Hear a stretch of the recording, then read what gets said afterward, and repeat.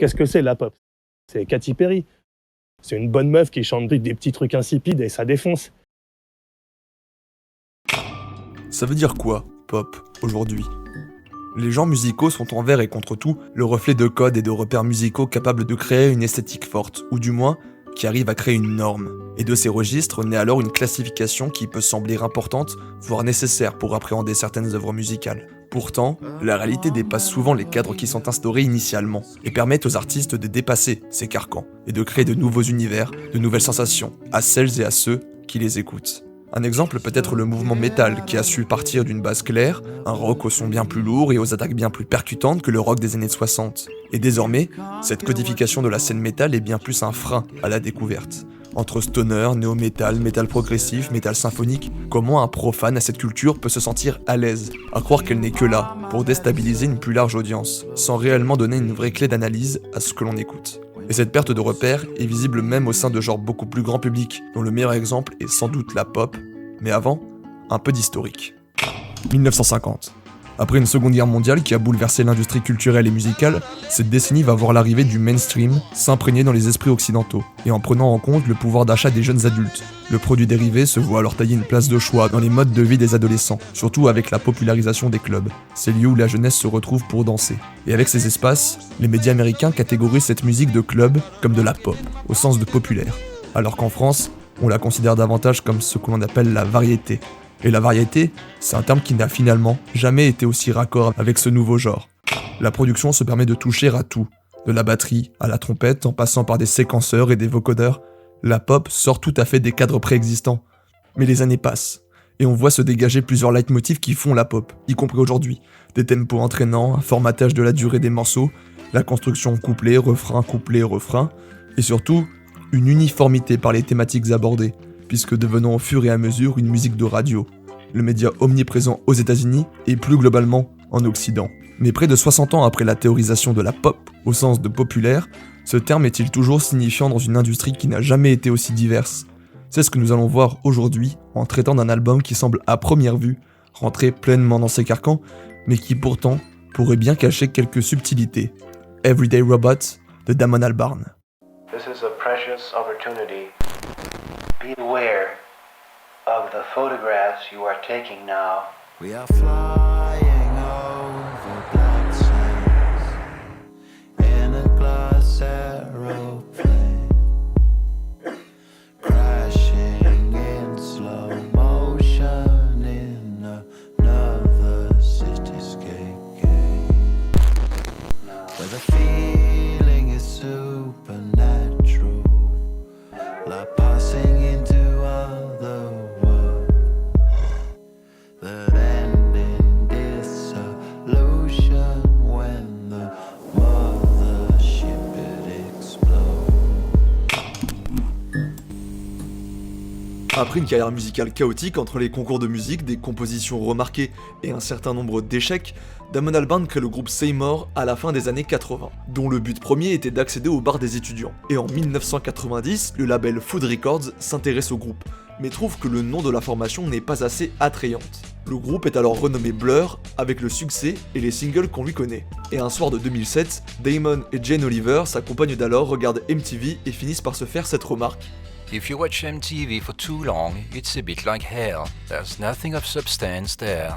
So we got this idea for a cartoon band, something that would be a comment on that. Et c'est après cette phrase pleine de sens que le concept du groupe Gorillaz naît, et avec lui, le succès et la mise en lumière absolue d'Albarn à une échelle internationale, avec des morceaux fédérateurs comme Feel Good Inc. ou Clint Eastwood. Mais entre ces divers projets d'une très grande envergure, Damon travaille sur un premier album solo en 2014, Everyday Robots.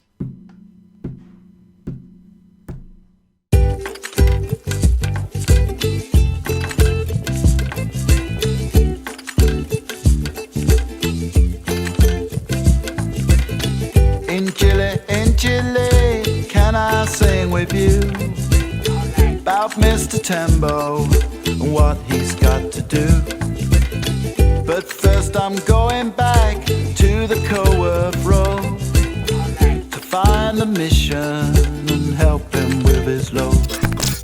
Et si l'on se base sur le morceau que vous venez d'écouter, Mr. Tembo, on peut se dire que l'on est pleinement dans une pop classique, mais ce morceau ne reflète que très peu l'entièreté du projet, puisque les sonorités qui font cet album ne sont pas qu'un simple ukulélé et un timbre de voix qui peut sembler à la limite de la niaiserie. Cette chanson cache en elle-même quelque chose de plus particulier, de plus profond. L'histoire derrière ce morceau montre quelque chose qui justifie cette, a priori, naïveté. En réalité, cette pièce musicale ne nous était pas directement destinée à nous, humains, mais à un éléphanto.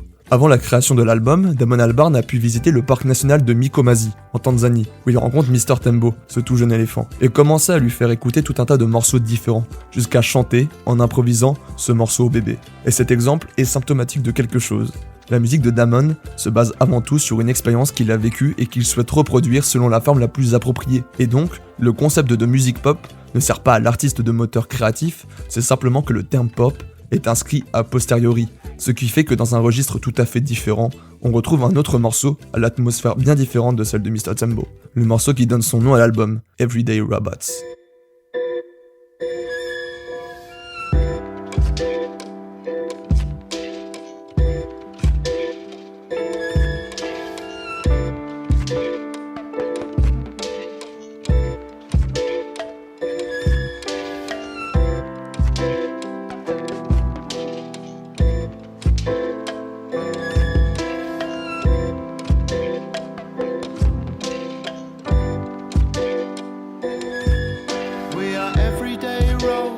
On our phones,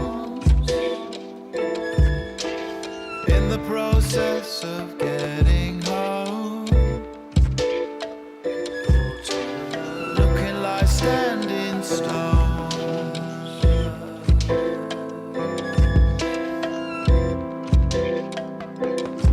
out there on our own. La différence est flagrante. Comment pourrait-on imaginer qu'un album pop puisse contenir ce genre de sonorité étrange, à la limite du dérangeant? Et par le texte, Damon Albarn témoigne bel et bien quelque chose de son époque. Et pour ça, et rien que par le titre, il montre déjà que la thématique abordée n'a strictement rien à voir avec celle de Mr. Tembo. On traverse la vie de Damon, peu importe le chemin musical qu'il doit emprunter. Cette opposition dans les thématiques est bel et bien révélatrice de l'aspect protéiforme de l'album. Rien n'est fait pour qu'il rentre dans une case pop, qui n'est en réalité qu'une appellation commerciale.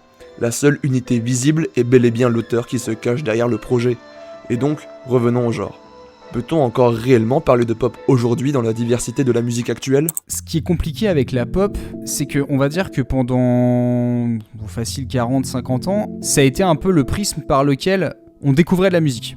La musique devenait populaire et à partir de là, elle passait à la radio, elle passait à la télé et les gamins du coup pouvaient apprendre ces trucs-là et au fur et à mesure faire de la musique et voilà.